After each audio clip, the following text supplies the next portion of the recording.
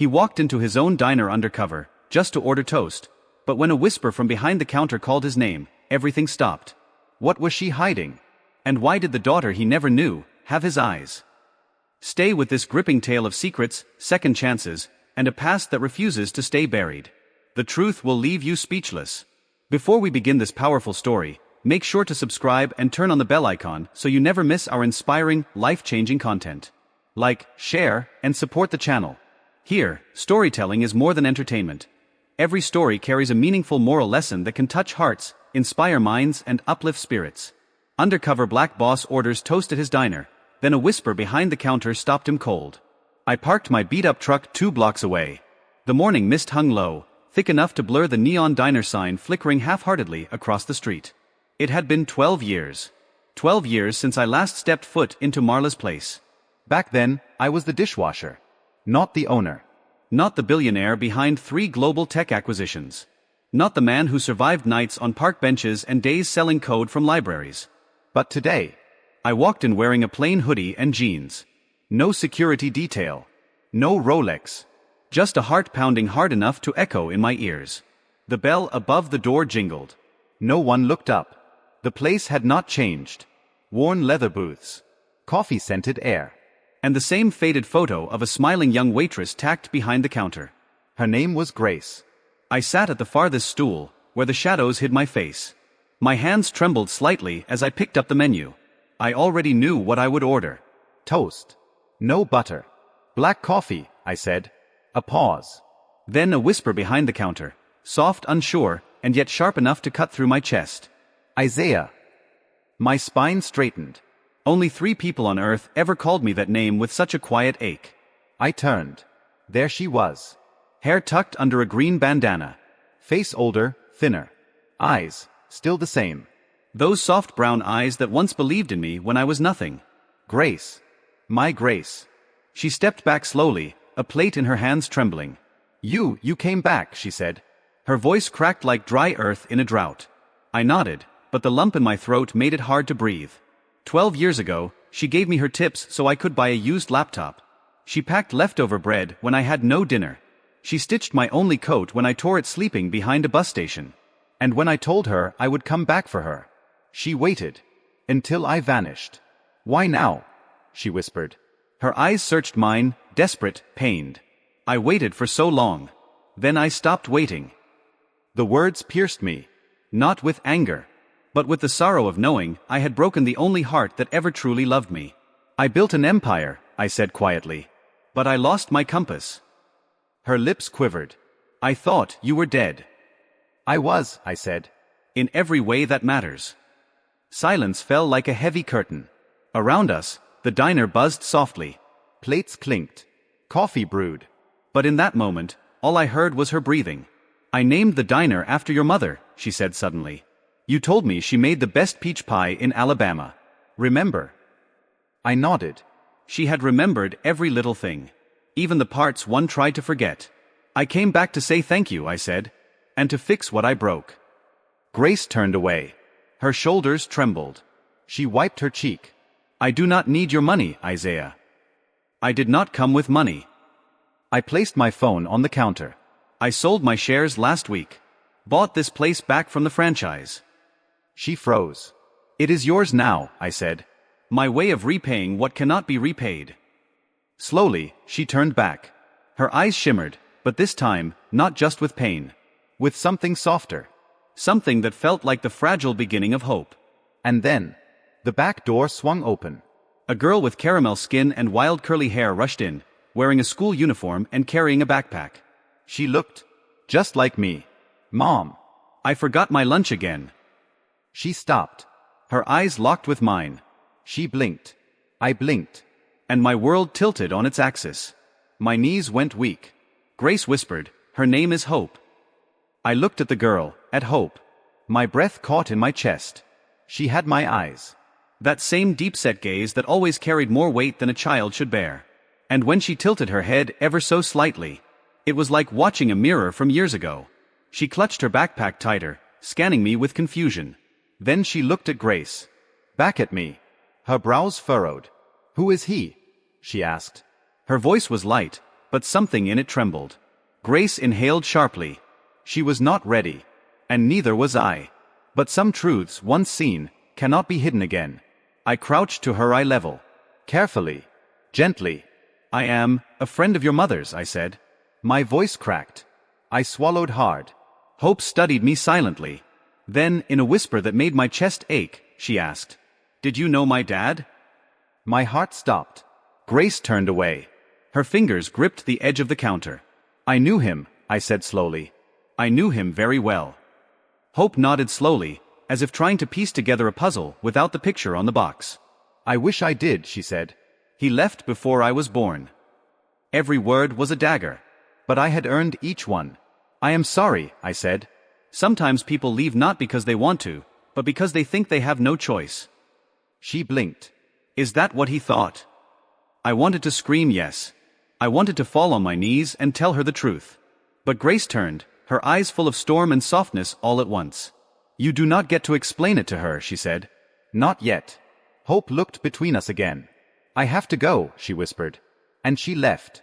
Just like that. The door jingled, and she vanished into the morning mist. Grace and I stood in silence. The coffee behind the counter had gone cold. So had my toast. But something else had just begun to warm. Slowly. Dangerously. Beautifully. I did not know, Grace. I swear to you, I did not know. She looked at me, wounded but strong. Always strong. "You never asked," she said. And walked into the back room. The echo of her steps hit deeper than any boardroom defeat I had ever known. I stood there, alone again. But not truly. Not anymore. Because now I had seen her. Her. And the little girl with my eyes. Hope. And no matter what it took, I would not disappear again. I sat back down at the counter. My hands shook as I reached for the untouched coffee. It was cold now, bitter and sharp. Still, I drank it. Because some bitterness must be swallowed to feel the truth. The diner began to fill. Locals came and went. No one noticed the man in the corner, reliving 12 years of silence with every sip. Grace did not return. I heard the soft clatter of dishes in the back, the hum of an old fan, and the quiet weight of time pressing against the walls. The same walls where we once leaned after long shifts, laughing over burnt toast and cheap jokes. Where she once looked at me like I was more than just a man scrubbing dishes in a borrowed coat. She had believed in me, when I had no name, no prospects, no future, and I had left her in the dark, with nothing but a broken promise, and a child I never knew existed. The bell above the door rang again. An old man walked in, nodded at me, and sat 2 stools down. "Cold morning," he muttered. I nodded, not really hearing him. My mind was still in the back room. With Grace. What was she feeling now? Hurt? Anger? Relief? All of it? None of it? I needed to speak to her. Not as a billionaire. Not as some ghost from the past. But as the man who had once sat across from her with a peanut butter sandwich and a dream. I stood up and walked to the kitchen door. I hesitated. Then knocked once. Twice. Nothing. I pushed the door open slowly. She was there. Back turned. Hands dipped in soapy water. Washing dishes. Just like old times. "Grace," I said. Softly. She did not turn. I need to say what I should have said before I left. The sound of water sloshing stopped. I need to tell you everything. Her shoulders tensed. But she stayed silent. I took a step closer. I never meant to leave like that. I thought I was doing the right thing. I wanted to build something, become someone, so I could give you the world. But I did not realize. The world meant nothing without you in it. Still silent. I reached into my coat pocket and pulled out an old photograph. Wrinkled, faded. It was the only thing I had kept with me through every failure and every win. Us. Sitting on the diner steps. 2 kids with stars in their eyes and grease on their shirts. I placed it on the counter next to her. She looked down. And finally, she turned around. Her eyes glistened. But her face was calm. "I loved you, Isaiah." I waited. I hoped. Then I raised our daughter alone, with no answers. And every night, I asked myself why. I nodded. There was no excuse strong enough. Only truth. And time. And love, if any still remained. "I am not asking you to forgive me now," I said. "But let me try. Let me show her that I can be the father she deserves. And show you that the man you believed in is still here. Grace looked at the photo, then at me. And for a moment, just a moment, I saw something soften in her. But then, the front door slammed. And a scream echoed from outside. A child's scream. Hope. Grace's face drained of color. We ran. Past the kitchen. Past the counter. Through the swinging door and into the street. And what I saw made my blood run cold. Hope stood frozen on the sidewalk. Her backpack lay on the ground, torn open, books scattered like fallen leaves. A black SUV had screeched to a halt inches from the curb. The driver's door hung open. A man stood between Hope and the car. Tall. Broad-shouldered. Face hidden beneath a hoodie. He had one hand on her wrist. Hope's eyes, so much like mine, were wide with fear. Grace's breath caught beside me. She lunged forward instinctively. Hope, she cried. The man flinched. Turned. His grip tightened. I moved before I could think. Years of boardroom battles meant nothing here. This was primal. This was my daughter. Let her go. I shouted. My voice echoed through the street like thunder. The man hesitated. Then yanked Hope toward the SUV. I charged. He saw me too late. I tackled him hard against the hood. He hit with a grunt. Hope stumbled backward into Grace's arms. I grabbed the man by the collar and slammed him down again. His hoodie slipped. And I froze. It was Trey. My old business partner. The one who tried to sell my early code. The one who stole my first investor and told the world I had nothing. He had disappeared years ago, after a failed startup lawsuit. What the hell are you doing near my daughter? I snarled. He laughed, blood on his teeth. She's not just your daughter anymore, Isaiah. She's your weakness. The words were like poison. I hit him. Not out of rage, but out of fear. Fear of what he knew. What he might have done. A siren wailed in the distance. Neighbors began peeking out from windows and doorways. Trey shoved me off and ran. Down the alley. Gone. I did not chase him. I turned back to Grace. She held Hope so tightly, her hands trembling. Hope looked at me, breath shaky. I was just walking, she whispered. He asked if I was Grace's daughter. I said yes. I knelt beside her. Tried to steady my voice. It is over. You are safe now. But I knew better. This was not over. Not even close. Grace met my eyes, fury and fear mixing behind her tears. Who was that? She demanded. I stood. Brushed the dust off my jeans. Someone from my past, I said. And if he is back, then you both are in danger. Grace clutched Hope tighter. What does he want? I looked down at my daughter. Then at the woman I had loved and lost. And I knew the answer. He wants to destroy everything I care about. I helped them back inside the diner. The air felt heavier now. As if the walls themselves had heard what just happened. Grace locked the door. Pulled the blinds down. Her hands moved quickly, out of instinct. Hope sat at the counter, legs swinging nervously. Her eyes followed every movement I made. I poured her a glass of water. Set it in front of her. She barely touched it. Grace stood near the window, peeking through the blind's edge. Her voice was low. Why now? Why would he come back after all these years? I leaned against the counter. My fingers pressed into the edge so hard they went numb. Because I walked away from everything, I said. I sold my shares. Took the money. Gave the name back to the board. Trey must think I am vulnerable now. That I have nothing left to protect me. But you are still rich, Hope said quietly. Her voice was fragile, confused. I turned to her. And I crouched again, closer this time. I have money, yes, I said. But the only thing I really have now is you. She blinked.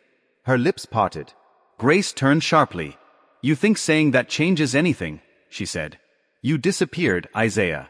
You let the world believe you were some tech messiah while I raised your daughter alone, hiding from rent collectors and cutting corners to afford schoolbooks. I know, I whispered. I know I cannot erase the years I missed. But I will not miss another day. Grace's jaw clenched. She wanted to believe me. I could see it in her eyes. But belief was not built in moments. It was rebuilt in the fire of time and proof. Then Hope asked the question I knew was coming. Are you my dad? My heart stopped again. Grace turned pale. I looked her in the eye first. Waited. She did not stop me. Then I turned to Hope. Yes, I said. I am. She stared at me. No smile. No tears. Just that same quiet, stormy gaze. Then why did you leave us? The question cut deep. I had no noble excuse. Only broken dreams and shattered timing. I left to build something, I said. I thought I had to be a success before I could be worthy of your mother. Before I could be worthy of a child. And now? Now I know. I was wrong. Silence filled the room. Hope slid off the stool. She walked slowly toward the kitchen. Halfway there, she turned. I do not know if I forgive you yet. My throat tightened. That is okay. She nodded. Then disappeared behind the swinging door. Grace stared at the floor. Then sat beside me. Closer than I deserved. Still miles away. You were always the boy who ran, she said softly. And I was always the girl who waited. I turned to her. I am done running. Outside, the wind picked up. A storm was coming. But for the first time in years, I felt like staying to face it. The rain began to fall. Soft at first, then harder. As if the sky was washing away 12 years of silence. Inside the diner, everything stood still. Grace sat beside me, her arms folded tightly, as if trying to hold herself together. I watched the droplets race down the window, each one carrying a memory I had buried for too long. Hope had not come back from the kitchen. I wanted to follow her, hold her, tell her stories of who I was before the world changed me. But I knew some doors needed time to reopen. Grace finally broke the silence. What else is he capable of? I looked at her. Her voice was calm, but her eyes carried the weight of every sleepless night she had survived without me. Trey knows where to hurt me, I said. He will not come for my wealth. He will come for what I love. Her eyes met mine. Dark. Unflinching. Then you need to decide, Isaiah. Are you going to protect us from the shadows? Or stand beside us in the light? The question was not a threat. It was a plea for truth. And a warning that she would never let me disappear again. I reached into my wallet. Pulled out a small, creased envelope. Inside was a check. Blank. Signed. I slid it across the counter. This is everything I own, I said. I made it liquid the day I decided to come back. If something happens to me, it is all yours. Grace stared at it, unmoving. I do not want your money. I know, I said. But I need you to know, this time I came to stay. Not just for you. Not just for Hope. But for the part of myself I lost when I walked away from this place. She picked up the envelope. Held it for a moment. Then tucked it into her apron without saying a word. It was not acceptance. But it was not rejection either. A small footstep echoed behind us. Hope stood at the kitchen entrance. Hair damp. Eyes softer now. She held something in her hands. It was the old photo I had left on the counter earlier. Us. Young. Foolish. Hopeful. She walked over slowly and placed it in front of me. Then, she climbed into the stool beside me. Her shoulder brushed mine. She did not speak. But her presence said everything. Grace watched us. Eyes glassy. Chest rising and falling slowly. A fragile piece was forming. One born not from forgiveness, but from the decision to try. Then my phone buzzed. A message. From an unknown number. You brought them back into this. Now you will lose more than just your past. My grip tightened. Grace noticed. What is it? I showed her the screen. She read it. And said nothing. Because there was nothing left to say. Only action. I stood slowly. My heart now split between the family I longed to rebuild. And the storm rising from a past I thought I had outrun. I walked to the door. Locked it again. Then looked back at them. Two souls I had failed. And now had one chance to protect. We start over, I said. Together. Grace stepped beside me. Not as the girl who had waited. But as the woman who had survived. Then we start by facing him. Lightning cracked the sky outside. This time, I would not run. The next morning arrived heavy with silence. The kind that presses against your chest. And reminds you that danger often hides in daylight. I had barely slept. Neither had Grace. Hope, though. She curled up in the booth by the window. Wrapped in my old army jacket she had pulled from the back room. She looked peaceful. But I knew better. Children feel everything. Even the truths no one speaks aloud. I sat at a corner table. My laptop open. A dozen security feeds flickering across the screen. I had quietly hired 2 ex-military operatives the night before.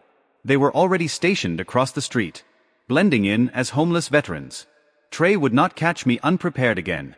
Grace approached, 2 mugs of steaming coffee in her hands. She placed one in front of me, the other beside Hope. Her fingers lingered on the rim for a second too long. I could tell she wanted to say something.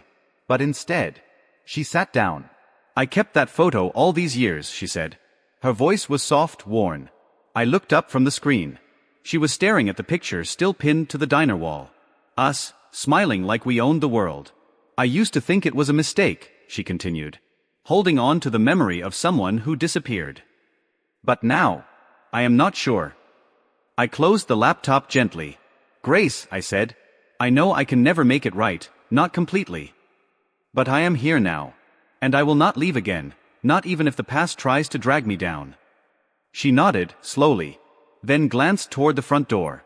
The police called this morning, she said. They found a rental car in a lot 3 blocks down. Windows smashed. Blood on the seat. Trey? I asked. She shrugged. They said it was abandoned. No prints. I leaned back, jaw clenched. Trey was sending messages. And he was getting closer. But what was worse? He knew where to aim. Hope stirred in her sleep, murmured something I could not hear. Grace stood, walked over, and gently brushed a curl from her daughter's forehead. She is stronger than I ever was, she whispered. She asks fewer questions than she should. Carries more silence than any child should have to. I swallowed hard. She is yours, I said. Of course she is strong. Grace turned to me, eyes full of something I could not name. Fear. Hope. And maybe forgiveness. Then the bell above the door jingled. I stood instantly. A tall woman entered. Blonde hair pulled into a tight braid. Military posture. Eyes sharp as broken glass. She scanned the room and walked straight toward me. You are Isaiah Cole? I nodded. She did not offer her name. We need to talk, she said. Somewhere private. Grace stepped forward. If this is about my daughter, we all talk together. The woman paused, assessed her, then nodded. In that case, she said quietly, you need to know, your old partner is not working alone. I felt the chill creep up my spine. Trey has powerful backers now, she continued. People who blame you for things buried deep in government contracts and tech patents. Grace frowned.